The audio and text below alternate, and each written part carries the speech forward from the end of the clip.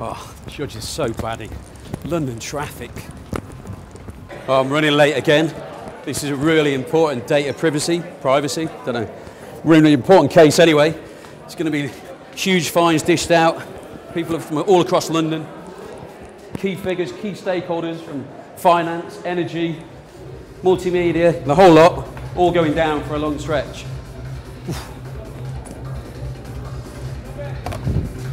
Good evening, ladies and gentlemen. Welcome to my court.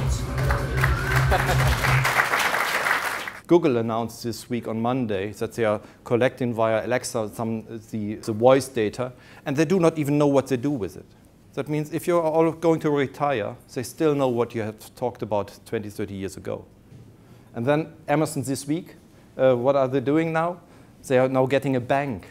Why do they get a bank? They want to play with the children, so they don't have a bank account. That's the reason. Number two, they are building a health system now. Why? They want to go around the existing health system.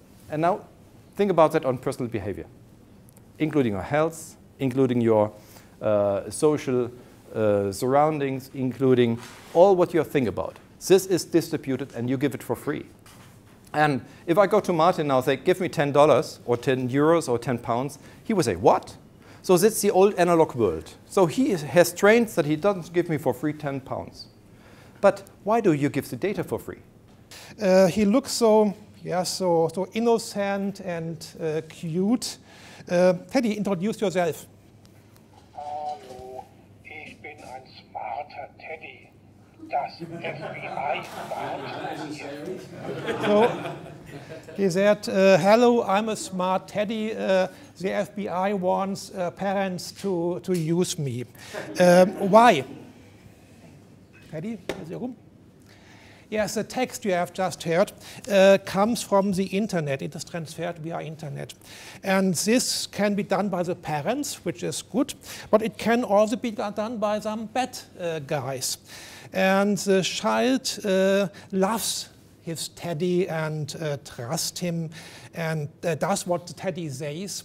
And the FBI says this is very dangerous. It is, the FBI says wordly, this could put the privacy and safety of children at risk. The GDPR has a special article in protecting children, that's Article 8, so the Teddy is also a bit critical in the area of GDPR.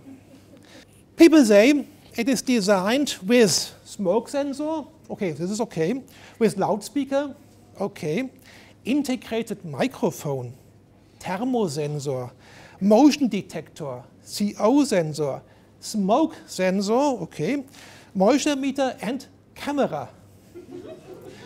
We at TÜV Rheinland opened it and looked for a camera. And I was sure this is not possible because these smart holes are too small for the lens of the camera.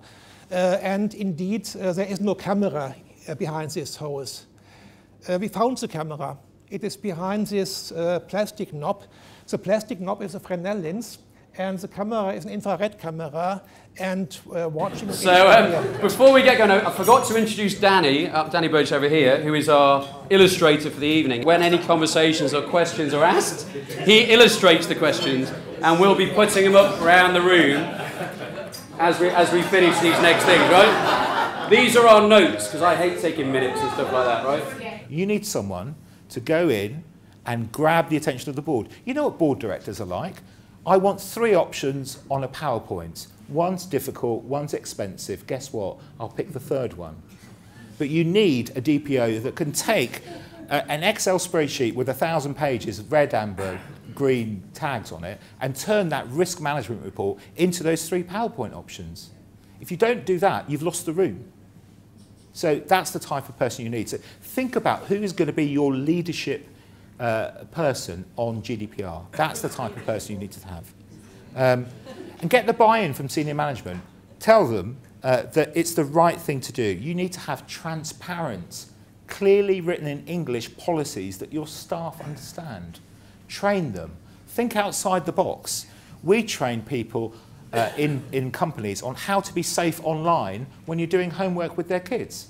or how to set up a smartphone. You use Google Maps to come here. How many people use Google Maps? Google Maps records every journey that you take, whether you use Google Maps or not, whether or not you're connected to the internet.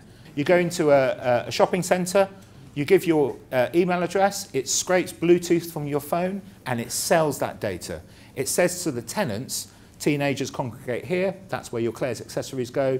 Grey-haired bill payers congregate here, that's where you put your Cafe Nero and your Starbucks. If you don't believe me, check the T's and C's. They all reserve the right to do it, and they all do it. Think about, as an in-house lawyer, I often used to get asked the question, can I do this? Is this legal? Is there any law that stops me doing this? Okay? That's the type of questions I've been having about GDPR. The right question is a different one, is should I do this?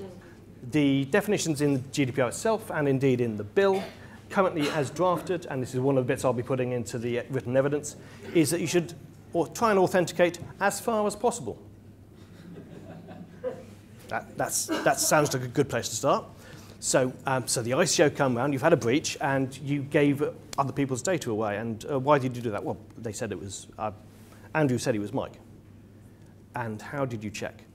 Well, I asked him, say, are you sure? And he said yes. He said, do you promise? And he said yes. And therefore, I gave him all of Mike's data. Obviously, that's a breach of GDPR. Now, we also have a number of other interesting issues on GDPR, particularly on that sort of subject access request and authentication. When you come to the right to be forgotten, as it's normally called, right of erasure more technically, because obviously if I were advising, and this is probably why Tony didn't want to take this piece, because obviously this is not a legal argument, and this is not advice in any way, shape or form, I would completely caveat this. If I was an organisation and somebody wrote in to me and said, I'd like you to forget me, I'd just write back and say, sure mate, have done. Because obviously they have a right to come back and ask me to prove it. But, well, I'll pick on you again, Mike. So Mike sends me an email and says, I would like you to, I don't want a relationship with your organisation anymore. Please forget me. I say, sure, Mike, have done. A couple of weeks later, he's not sure I probably was taking it seriously. So he comes back and says, now, you have to prove you've forgotten me. I go, who are you? And he goes, I'm Mike. And I asked you last week to forget me. So, did you?